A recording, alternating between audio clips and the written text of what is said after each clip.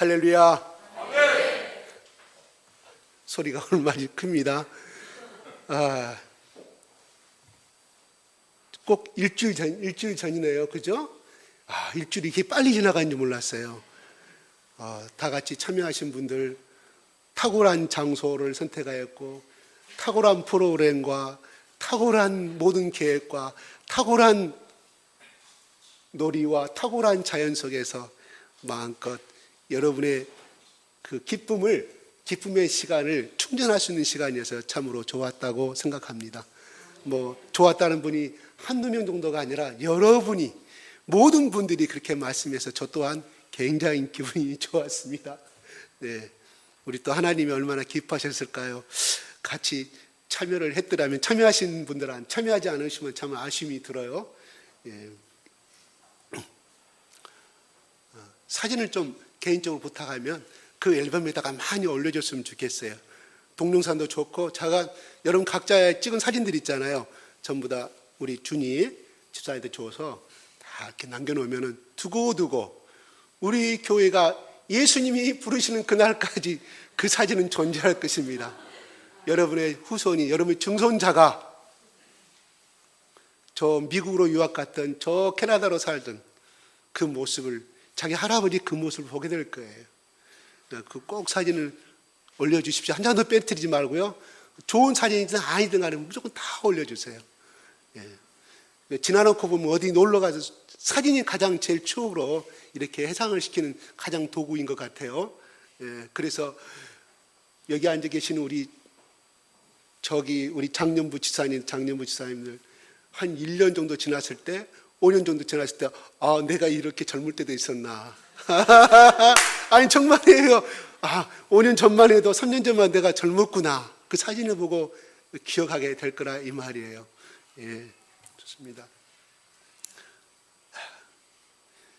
오늘 말씀 그대로 14절에 나온 대로 세 번째 제자들에게 예수님이 나타나신 장면입니다.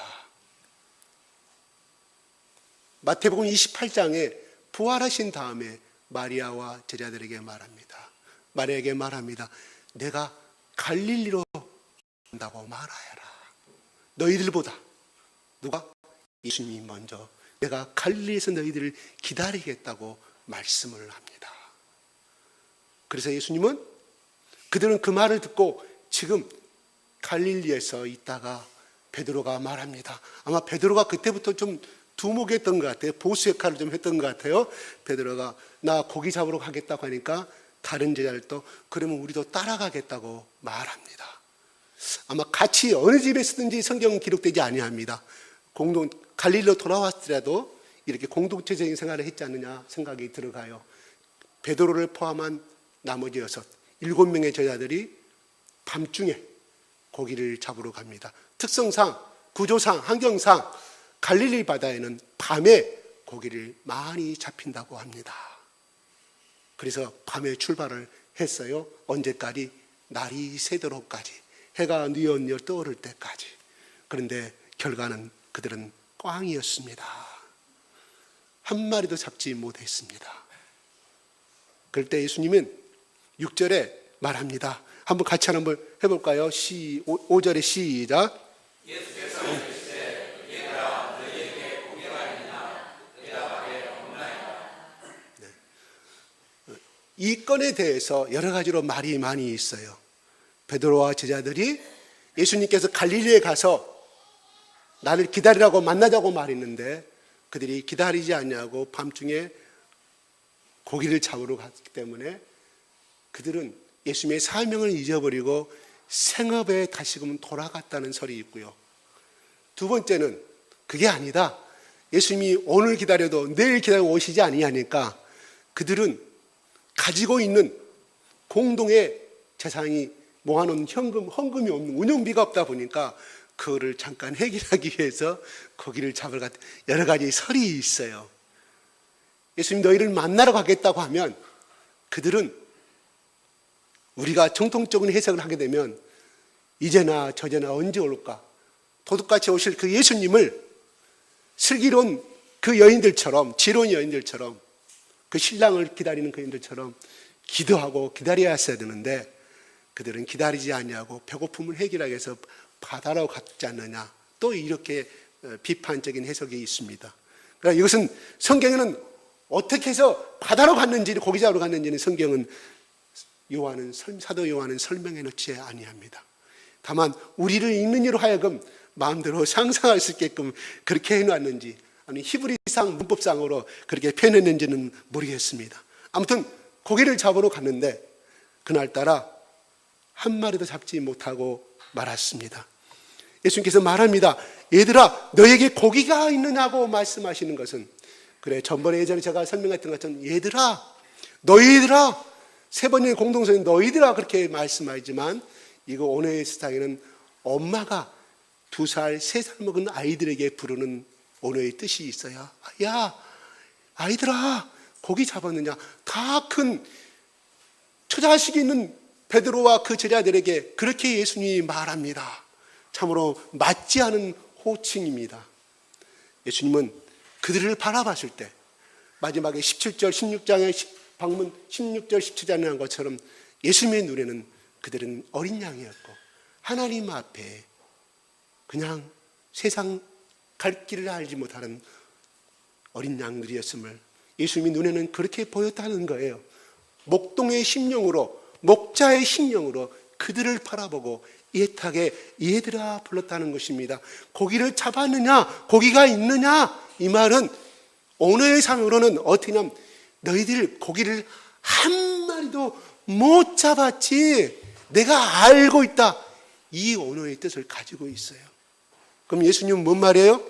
처음부터 그들이 고기잡이 나갈 때부터 또한 아침 셀 때까지 다 그 갈릴리 바닷가 해변에서 보시고 있었다는 사실이에요.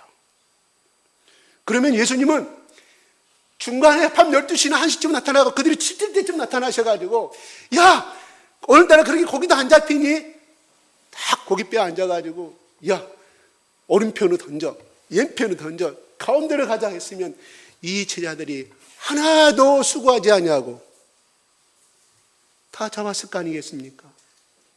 그런데 예수님이 그들이 지치고 한 마리도 잡지 못하고 낙심 가운데 있을 때, 그때가 예수님이 나타나셔가지고 말씀합니다. 참으로 예수님은 어떻게 보면 짓궂으신 분이에요. 아마 이 성경에 기록되지 않았지만 예수님 처음부터 우리가 고기 잡으러 나갈 때부터 지금까지 다 보고 계셨죠. 우리가 이렇게 피곤해하고 이렇게 힘들 때까지 그렇게 보고만 계시지 마시고 중간에 했더라면 더 많이, 오늘 153마리 잡았는데요, 더 잡을 수 있었을 것이고 2배, 3배, 재탕, 3탕, 4차 출발해가지고 더 많이 잡을 수 있었을 것인데 예수님이 왜 이렇게 하십니까? 하는 것도 아마 했을지 안 했을지는 모르겠어요. 그거는 기록이 되지 않아 모릅니다. 아마 그들은 설령 그런 마음이 들었다 할지라도 예수님 앞에 그렇게 질문하지 못했을 거라는 거예요. 왜냐고요? 왜냐고요? 그들은 예수님 앞에 고개를 들 수 없는 처지였기 때문입니다. 잘 아시다시피 베드로뿐만 아니라 베드로가 숯불을 쬐고 있는, 마태복음 28장에서 숯불을 쬐고 있는 그 하녀들과 같이, 여종과 같이 있는 상태에서 베드로가 숯불을 향하여, 불을 향하여 앉아서 불을 쬐고 있었다는 장면이 기록이 정확하게 기록하고 있습니다. 그런 가운데서 3번을 부인하는 베드로뿐이었을까요? 성경의 마태의 저자 마태와 사도 요한과 사도 마태는 그렇게만 기록했을 뿐이지 베드로뿐만 아니라 모든 제자들도 똑같은 마음의 상태였음을 그냥 베드로란 상징을 향하여서 그렇게 표현하고 있는 것뿐이지 다른 제자들도 다 똑같이 베드로 못지않게 그렇게 주님을 배반하였음을, 주님을 등지고 떠났음을 말해주고 있다는 것입니다. 그런 제자들이 예수님 앞에 나타나서 153마리라는 것은요, 여러 가지 뜻이, 다음에 제가 설명해 드릴게요. 153마리만 잡았겠어요? 큰 것만. 나머지 조그만 것들은 다 세지 아니하고 153마리. 아이고, 153마리 잡았는데 무슨 그물이 일곱 사람이 들 수 없을 만큼의 그렇게 찼다고 했겠습니까? 더 153마리, 더 많은 배, 고기들이에요. 다만 큰 게 기준으로 해서 큰 것만 153마리 잡았다는 뜻입니다. 153마리 여러분 잘 아시죠? 목사님들 설교를 많이 들었을 거예요. 그죠? 모나미 153야기. 여러분 그 이라는 제가 설명하지 않겠습니다. 원래 발음은 몽암이에요. 몽암. 몽암이가 무슨 뜻인지 아세요? 프랑스어로 나의 친구라는 뜻입니다. 나의 친구. 프랑스어로 몽암이에요. 그들 우리는 알파벳 글자로 모나미라고 했는데 그 N자로 몽자로 해서 몽암이. 나의 친구란 뜻이에요. 나의 친구 뭐예요? 이게 예수를 가리키고 있습니다. 그거 넘어가겠습니다. 여러분이 153에 얽힌 이야기는 잘 알 줄로 압니다. 예, 그 이야기는 제가 더 이상 설명하지 않을게. 그들은 예수님 앞에 고개를 들 수 없는 처지였다는 거예요. 그래서 지금 이 관계는 상당하게 어색한 관계입니다. 제가 말씀을 좀 앞질러 갔어요. 자, 예수님께서 고기를 6절 한번 읽어볼까요? 시작.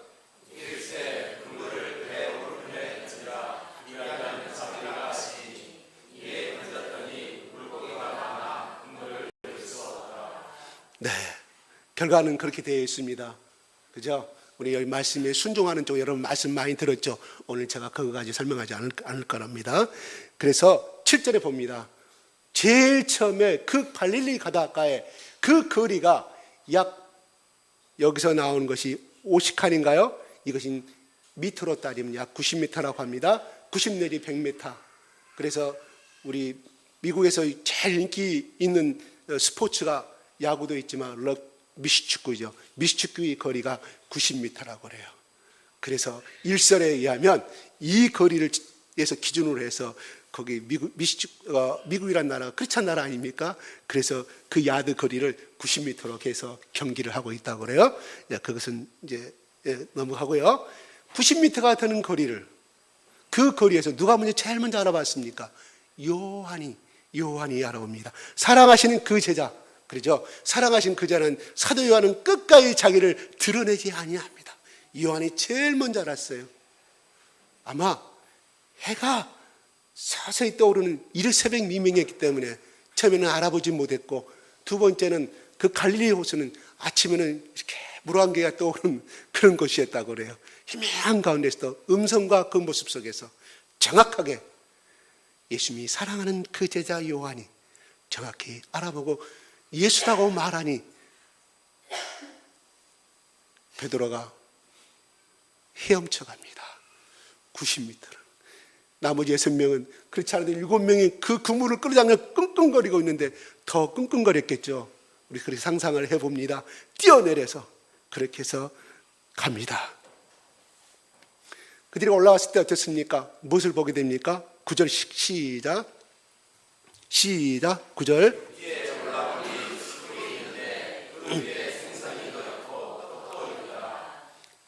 떡도 있더라, 베이크스도 있더라고 말합니다. 오늘 말씀에서 우리는 언능 떠오르는 게 누가복음 5장 말씀하고 상당히 비슷한 것이죠. 그죠? 그때 거기서는 그물이 찢어졌다고 그랬어요. 그래서 베드로가 불러요. 다른 배가 와서 이렇게 끌어올린 단면이 나오지만 오늘 배는 찢어지지 아니합니다. 왜 사도 요한은 누가복음 5장에 나오는 그 말씀과 같이 또 똑같은 말씀을 사도 요한은 이렇게 기록하고 있을까요? 하는 것입니다. 상당히 의미가 들어있어요. 첫 번째로 5장에 누가복음 5장에 나오는 그들을 통해서 그 기적의 사건을 통해서 베드로는 예수님을 만나게 됩니다. 그 성경 5장 말씀을 이렇게 해석할 때 상당히 이상한 생각이 들지 않습니까? 그 두 배에 가득 찬 그물을 보고 고기를 보고 베드로가 주여 나는 죄인이로소이다 나를 떠나소서라고 말합니다.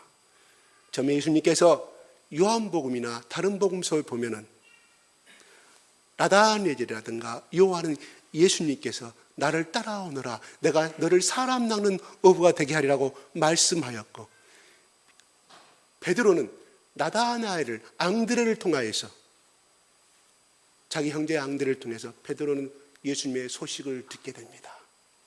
그렇기 때문에 이미 우리가 누가복음 5장 말씀 가지고 해석하면은 야 너무 이상하다. 어떻게 고기를 그래 초능력을 하는 사람도 그 당시에 어떤 능력을 가진 사람도 있었을 거 아니에요.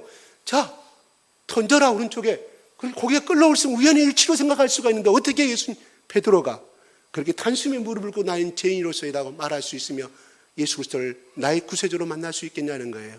이미 그는 앙드레를 통해서 이미 복음을 들었고 예수님을 들었기 때문에 그가 초자연적인 그 말로만 들어도 그 예수님을 만나서 현장에서 그를 목격함으로 말미암아 그분이 그렇게 말하는 구세주임을 알았기에 주여 나는 죄인으로서이다 무릎을 꿇을 수 있다는 사실이에요.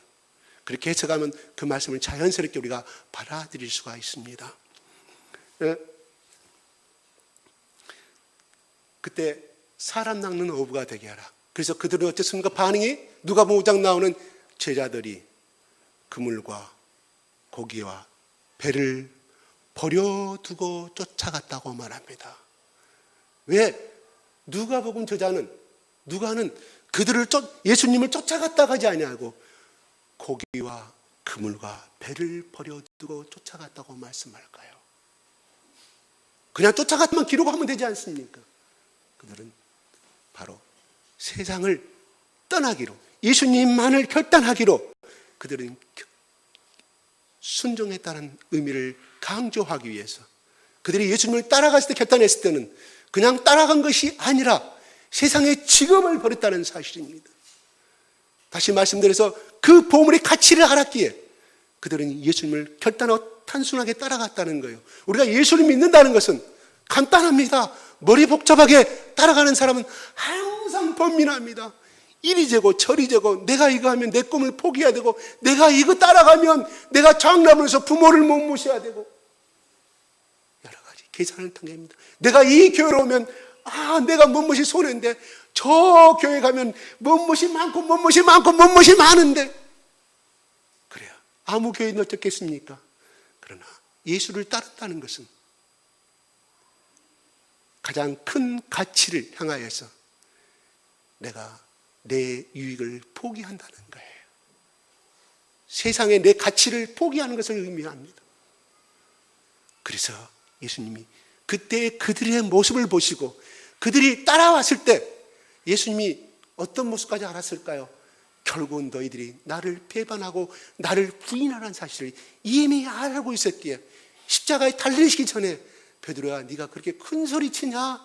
네가 그렇게 큰 소리 치냐?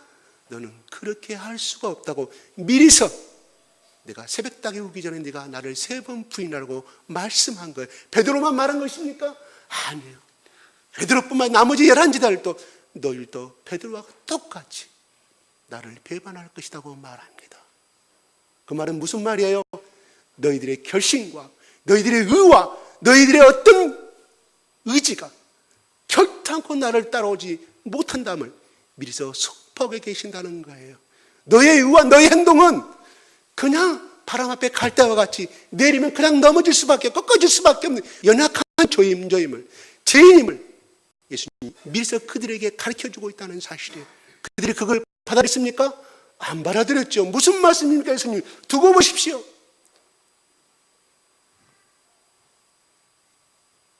말 못한 그 타구는 그 미물의 울음소리에 통과가 울었다는 말이 성경은 기록되고 있지 않습니까? 그렇습니다. 우리는 예수님을 따른다는 것은 예수님을 위해서 뭔가를 한다는 것이 우리는 하나님 앞에 하등에 자랑할 것이 없다는 사실이에요. 왜 그렇습니까? 그 마음을 주신 분도 예수님이요. 그 마음을 준 성령님이 아니고서는 우리는 어떠한 일을 행할 수가 없기 때문입니다. 내가 이만큼 자랑해놓고 내가 이만큼 해놓고 나서 하나님 나는 다른 사람들보다 내가 더 나은 사람입니다 말할 수 있는 사람이 과연 있을까요? 그 사람은 사탄이 주는 생각이고 내 육이 주는 생각입니다. 우리가 설령 주님을 위해서 순교를 한다고 할지라도 우리는 주님 앞에 자랑할 것이 하나도 없다는 사실임을 우리는 늘 깨닫고 살아가야 합니다. 그런 사람이야말로 하나님이 쓰시고 또 쓰시고 그를 높이신다는 사실입니다. 내가 너보다 더 고생을 주님을 위해서 더 많이 했고 내가 너보다 위해서 더 기도를 많이 했고 내가 너보다 위해서 너보다 더 많은 하나님 앞에 내가 충성을 한다고 하면 그 사람은 한 번 더 자신의 신앙을 점검해 봐야 한다는 것입니다. 그래서 어떤 분이 말했던 것처럼 주님의 종은 이름 없이 왔다가 이름 없이 가는 것이 우리가 이 세상에서 살아야 할 도리요 의무인 줄로 생각합니다.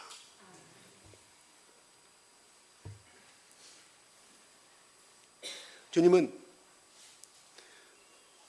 해변에서 그들이 어떠한 모습과 어떠한 행동을 하고 어떠한 마음으로 고기 잡아가고 있는 것을 알 수가 있습니다. 혹자는 이렇게 말합니다. 예수님이 일부러 그들이 바다에서 자랐고 갈릴리 호변에서 그 배에 오배 경험이 많은데 일부러 예수님이 능력을 발휘해서 고기를 못 잡게 만들었다고 해석을 합니다. 아닙니다.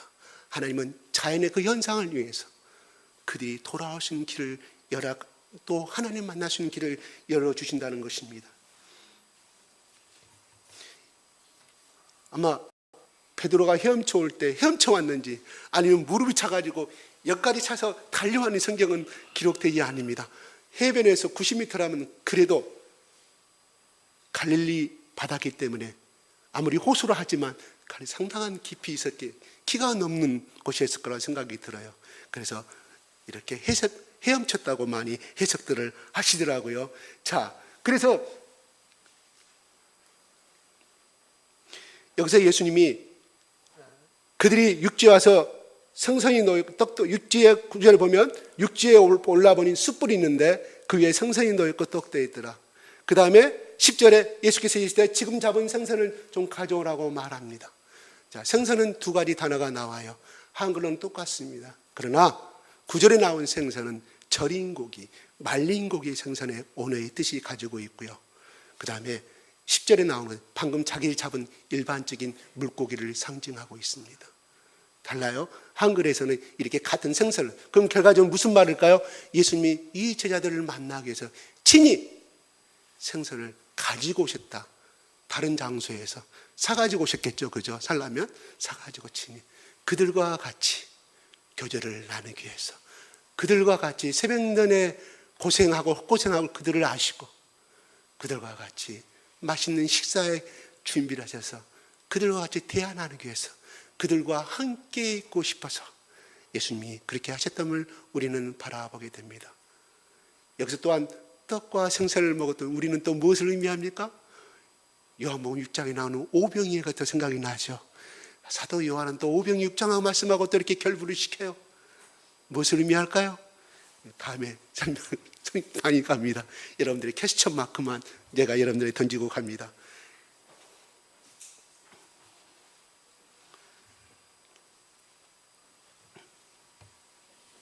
아마 주님은 손에 못자국 난 그 손으로 그들이 돌아올 때까지 떡과 고기를, 떡은 우리가 쉽게 하면 빵입니다. 빵. 우리가 먹는 떡 아니고요. 성경은 떡인데 빵. 그들이 먹는 밀가루 만든 주식, 말린 구운 떡, 구운 빵 가지고 계셨던 것이었고 또 그들이 얼마나 배고팠을 거예요. 그래서 예수님은 그들에게 맛있는 요리를 하고 기다렸음을 우리는 압니다.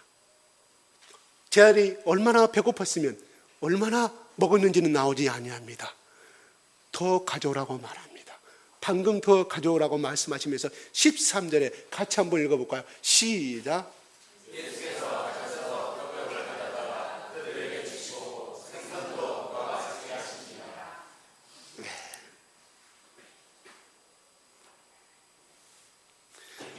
예수님이 아마 준비한 생선이 부족했던 것 같아요. 그래서 가져온 생선을 가지고 똑같이 요리를 해서 그들에게 나눠주고 대화를 나누십니다. 예수님은 그들과의 왜 이러한 식사의 교제를 하시고자 원했을까요? 그것은 그들이 예수님 십자가 앞에 도망가 버린 그들의 믿음의 자존감을 회복시키기 위해서 그들을 만나시고 있었다는 사실입니다.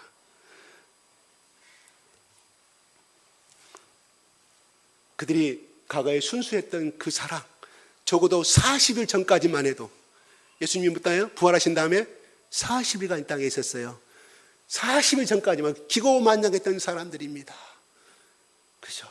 그들의 사랑은 순수했습니까? 순수하지는 않았죠. 레산에 올라가면 예수님 때문에 한 권력을 잡고자 하는 그러한 꿈이 있었던 것은 부인할 수 없었던 사실이에요. 그렇지만 그들에게는 복음이 심겨져 있었기에 그들의 그 첫사랑을 회복시키고자 예수님 이렇게 이른 새벽에 그들을 찾아와시고 대화를 나누시고 계십니다. 베드로뿐만 아니라 제자들은 더 이상 내려갈 수 없을 정도로 믿음의 자존감은 떨어질래야 떨어질 수 없는 곳으로 좌절되고 엉망진창이 되어버린 그들이었습니다. 그러한 주님을 향하여 주님은 그러한 베드로를 향하여서 꾸짖지 아니하십니다. 너희들 수고했느냐? 그래 고기 못 잡았지 오른편에 던져라고 했다. 그들에게 기쁨을 선사하십니다. 그 베드로가 예수님 앞에 어떤 모습으로 앉아 있을까요? 고개를 똑바로 들고 살아계신 예수님인지 죽은 귀신인지 쳐다보고 있을까요? 아니면 고개를 떨구고 있을까요? 먹을 때 어떤 대화의 기록이 되어 있지 아니합니다. 뭔 말이에요? 7명의 제자들은 그냥 그렇게 예수님 앞에 고개 숙이고 아무 말도 못하고 그냥 배고프니까 그것만 먹고 있었음을 암시해 주고 있습니다.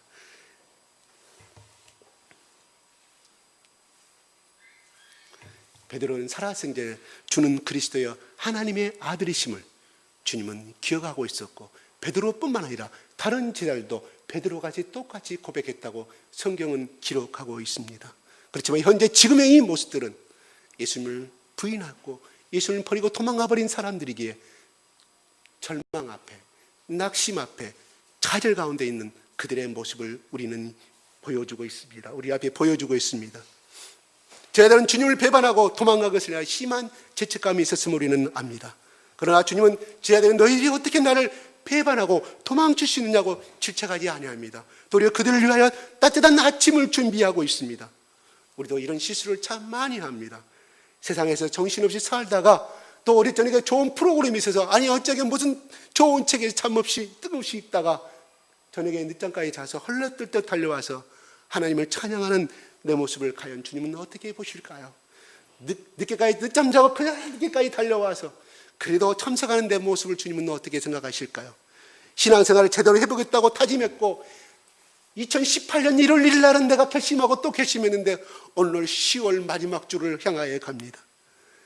나의 모습을 바라봅니다. 또한 수시로 내가 기도한 제목이 이루어지지 않는다고 어느새 내 입속에는 불평과 불만이 우리 마음까지 삭트고 있지는 않은지 그러한 모습을 보시고 주님은 우리를 향해서 어떻게 질문하시고 우리를 어떻게 쳐다보고 계실까요?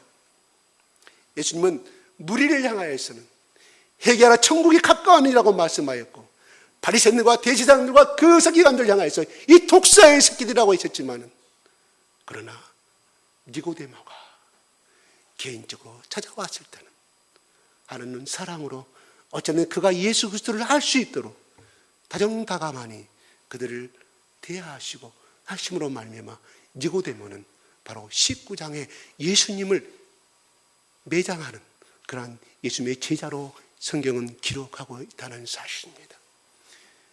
예수님은 가늠하다 잡힌 사마리아 여인에게 죄 많은 이 가늠한 여인에게 요한복음 8장 10절과 10절 그랬습니다.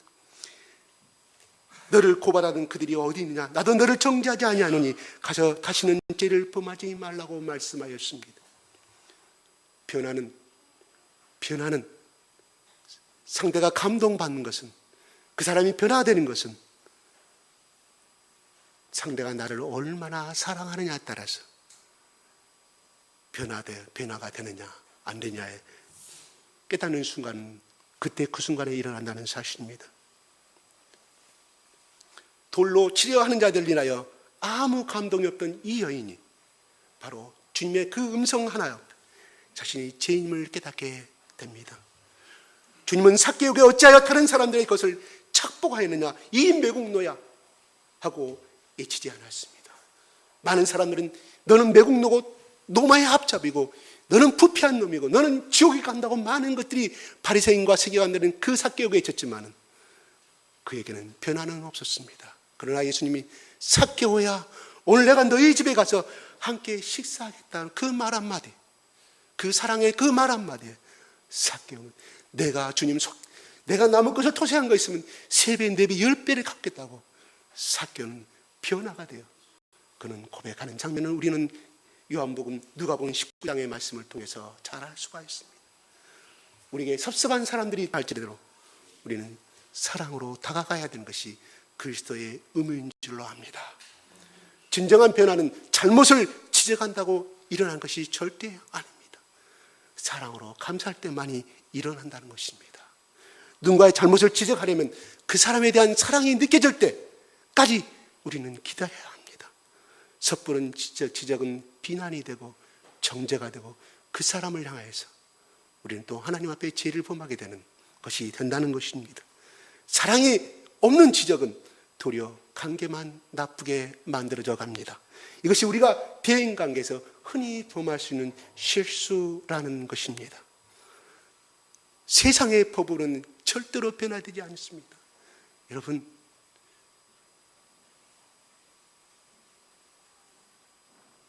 저 부끄러운 사건이지만 옛날에 김대두 사건 잘 아시잖아요. 저는 그 집을 가봤습니다. 그 집에 엄마도 만나봤습니다. 그 살인 현장의 장소도 저는 가보았습니다.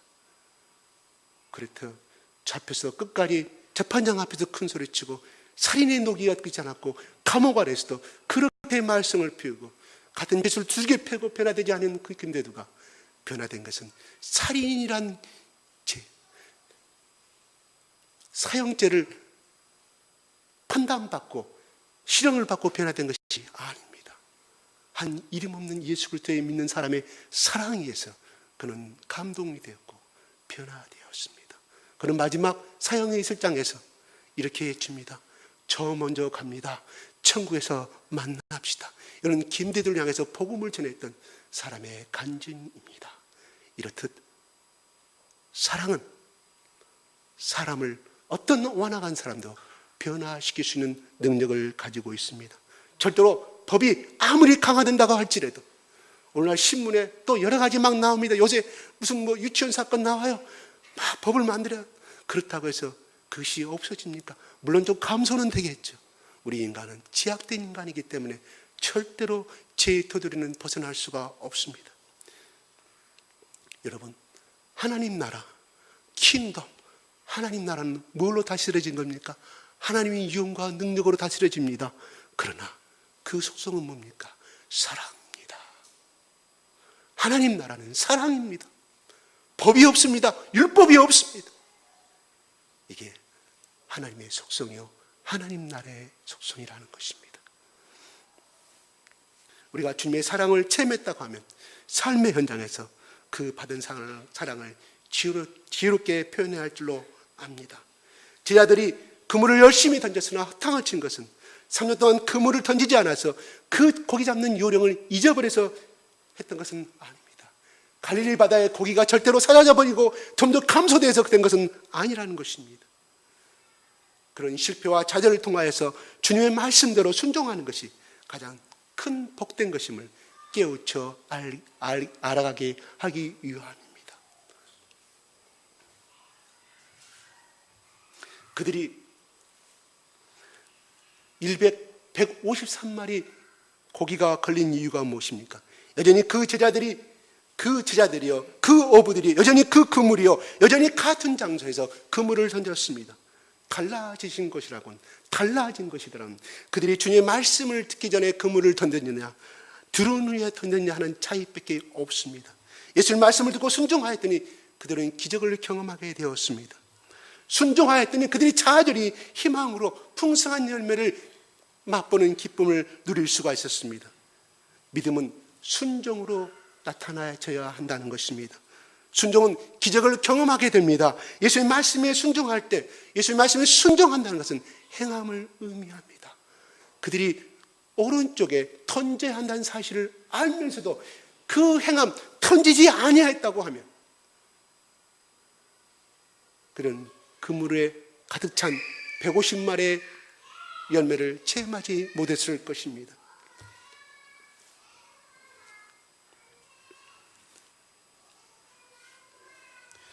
마태복음 5장에 보면은 예수께서 말합니다.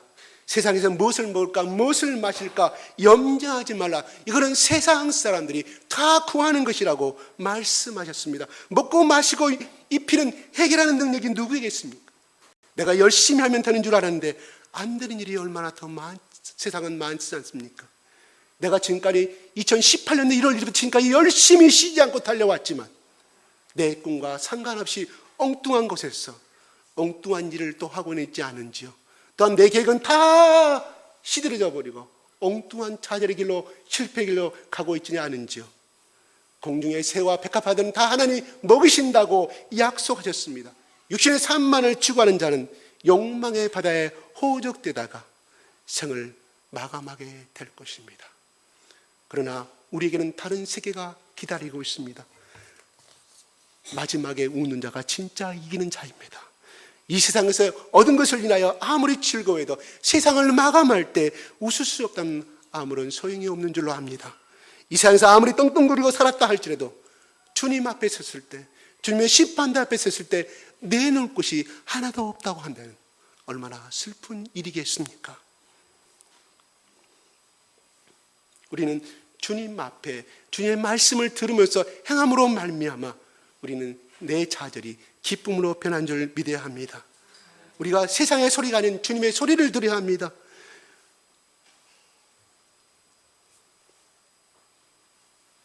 우리는 각자의 하나님이 주신 사명이 있습니다. 베드로에게는 세상을 낚는 어부가 아니라 사람을 낚는 어부의 사명을 주었습니다.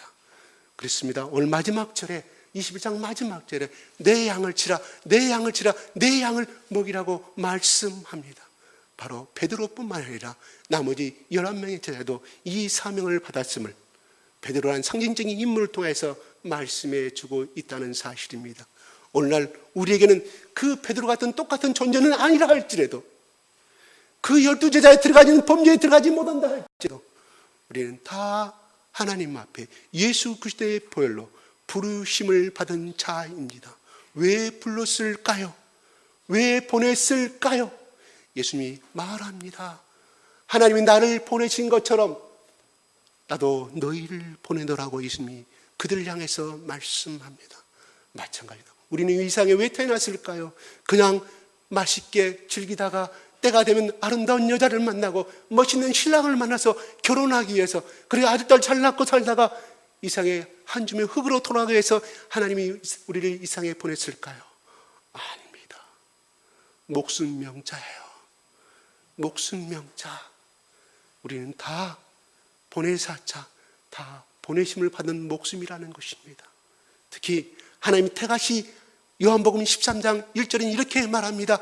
예수님께서 세상을 떠나갈 것을 아시고 아버지께 돌아갈 것을 아시고 제 아들을, 자기 사랑하는 사람들을 끝까지 사랑하시니라고 그랬어요.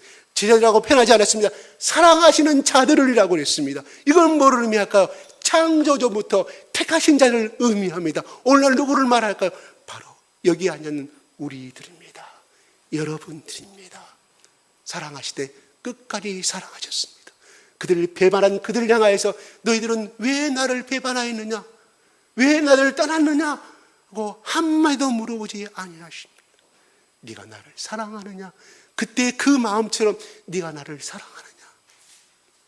그 말입니다. 뭐 여기에 물어보는 말이 아가페적인 물음이 있고 필레적인 물음이 있고 무슨 이거 다 제가 에로스적인 그거 다 뺍니다. 성경 그대로 사랑하느냐? 네가 나를 사랑하느냐? 맞습니다. 우리는 다 입으로 고백하지 않습니까? 오늘도 찬송을 통해서 얼마나 많은 고백을 하고 계십니까? 내가 즐겁게 행복하기 위해서, 그래요. 우리 예수 믿으면 행복해야 하는데, 내가 행복해야 예수님의 사랑을 받아야만이 우리는 전해질 수가 있지 않습니까? 하나님의 부르심을 받은 사람은 세상으로 떠나가면 하나님이 다시 부르십니다. 왜 하나님이 모세를 통하여 그 200만 명의 출애굽을 시킬 때 홍해를 건너게 하셨을까요? 그냥 돌아갈 수 있는 육지의 길이 있다고 하면 그들은 다 도망갈 줄 알기 때문에, 다시금 애굽으로 길을 같이 알기 때문에 빼도 박도 못하게 앞만 보고 갈 수 있도록 바다를 건너게 만들었다는 거예요. 왜? 그 200만 명의 재성을 달구기 때문에, 그 인간들의 제약을 다 하시고 계시기 때문에 너희는 중간에 도망할 것이다, 되돌아갈 것이다, 애굽으로. 그래서 바다를 건너가게 만드신 거예요. 다시는 돌아갈 수 없는 세상으로. 너희들은 앞만 보고 가라. 어디로 향해서? 그래, 이 사막에 40년이 힘드냐? 내가 알고 있다. 일부러 하나님 그 강의 고난의 길을 선택하셔서 결국은 가나안 땅에 건너게 만드신다는 사실이. 그들은 홍해를 건너간 사람들이 있습니까? 그냥 애굽에서 왕이 주는 고기와 음식을 먹으면서 평생 자기 자식 태어나도 노예였습니다. 노예 생활을 그들은 대대자손으로 몇 년 동안 적어도 350년 이상을 했다 이 말이에요. 그들은 비참한 인생이에요. 그것도 하나님의 뜻이었습니다. 그래야만 그들이 애굽의 국민으로서 적당한 자격을 가지고 요셉이 누렸던 그 행복과 누렸다면 절대로 그들은 가나안 땅에 돌아가지 않습니다. 왜요? 가나안 땅은 이미 다 알고 있을 거 아니에요. 애굽 땅보다 훨씬 더 못한 땅입니다. 적과 꿀이 흐르는 땅이 아니에요. 천박한 땅이에요. 그래서 그들은 그 요셉을 알지 못하는 그 새로운 바로왕을 통해서 그들에게 강포하고 또 강포하니 노예의 삶을 살아가게 할 수밖에 없었다는 사실이에요. 그래서 나중에는 어때요? 그 절정이 하나님 요셉에게 약속하셨고 우리 조상의 아브라함에게 약속하셨던 그 땅 언제 돌아갑니까? 빨리 이 볼에 이 노예의 생활에서 우리를 건져 주시옵소서. 그 절정에 이르렀을 때, 그들이 원하고 원하였을 때, 그때까지 하나님이 기다리신 거예요. 그래서 홍해를 건너게 만드시고, 제가 무엇을 말하려고 하면, 여러분 이미 우리는 바다의 구원을 이미 지났습니다. 우리는 그 바다 가운데를 통하면서 우리는 이미 물세례를 받았고 예수님의 이름을 통해서 우리는 구원을 받았다는 사실이에요. 예수님 앞에 우리는 다 부르심을 받은 민족입니다. 부르심을 받은 하나님의 자녀들입니다. 하나님의 부르심을 받은 자녀들은 다시금 세상으로 돌아가면 반드시 실패하게 되어 있습니다. 왜요? 하나님이 세상에 떵떵거리고 사업 잘 내서 부자로 사는 것이 그 사람이 주신 사명이 아니거든. 하나님의 부르심을 받은 자는 반드시 하나님께서 막으십니다. 그건 여러분들의 많은 사람들의 간증을 통해서 할 수 있지 않습니까? 모나미 사장 여러분 잘 아시잖아요. 송상석 회장님 잘 아시잖아요. 그가 잘 나갔어요. 교회장로로 잘 나갔던 사람이에요. 주일도 안 지켰습니다. 또한 11조도 안 냈습니다. 세상 잘 나가서 골프 치러 다니고 그냥 돈 뻥뻥 들으니까 하나님이 그 사람을 쓰시고자 하는 길이 있었는데 세상의 길로 가니 하나님 놔두시겠어요? 물론 그가 경영을 잘못해서 망한 것은 맞습니다. 하나님이 그 실패를 통하여서 하나님의 돌아옴, 기도를 통해서 하나님 기도하다 보니까 돈 쫙딱 맞고 은행에 차압이 들어오고 빚을 갚을 길이 없습니다. 하나님 내가 어떻게 했으면 좋겠습니까? 내가 무엇을 해야 되겠습니까? 회개하라. 너희 죄를 회개하라. 하나님 주일 성수 못한 거 하나님 용서해 주십시오. 11조 때 먹은 하나님 용서하여 주시옵소서. 내가 하나님 말씀에 순종하려 지약을 많이 범했습니다. 철두철미하게 그가 회개와 금식을 통하여서 기도했을 때 하나님이 153이라는 숫자를 보여주시고 여러분 잘 하지 않습니까? 그가 그리하여서 하나님이 이왕이면은 이 볼펜이 50억 개에 팔리게 해 주십시오. 이미 50억 개 넘었다고 그래요. 잘 모르겠습니다. 지금까지. 그대로 그는 열심히 하나님의 영광을 위해서 하나님 나라에 위해서 그가 받은 물질과 그가 받은 시간을 주님 앞에 헌신하고 있지 않습니까? 하나님의 택하심을 받은 사람은 절대로 그 손에서 벗어날 수가 없습니다. 여러분 이건 공포가 아닙니다. 독재자의 손에 들어간 사람은 평생 동안 고통당하며 살지만 우리 사랑의 하나님은 복 주시고 사랑을 듬뿍 주시기 위해서 하나님은 너 이리 와. 너 이리 와. 우리는 행복한 사람인 줄로 아시기 바랍니다. 아이고 나는 세상에 돌아가면 어떻게 하나님 매를 맞고 그게 아니에요. 하나님 우리에게 행복한 세계, 하나님의 자유로운 세계, 더 기쁨의 세계를 또한 우리 자손 대대로 몇 대까지? 1000대까지. 몇 대까지요? 1000대가 몇 년이에요? 나 몰라요. 40년 고백해 보십시오. 20년 얼마예요? 2000년인가요? 마지막까지, 이 세상 종말까지 우리가 천국에 올라갈 때 제자사서로. 근데 나를 저주하고 나를 믿지 않으면 어쩐다고요? 4대까지. 하나님이 우리에게 주신 법이에요, 법. 오늘 예수님은 자기 택하신 자를 위해서 이 새벽에도 나타나셔서 세 번째, 요한이 그럽니다. 세 번째 14절에 살아나신 후에 세 번째로 제자들에게 나타나신 거라고 말합니다. 세 번이란 말은요, 완전함을 말합니다. 히브리인들의 이 숫자의 사사인 그렇습니다.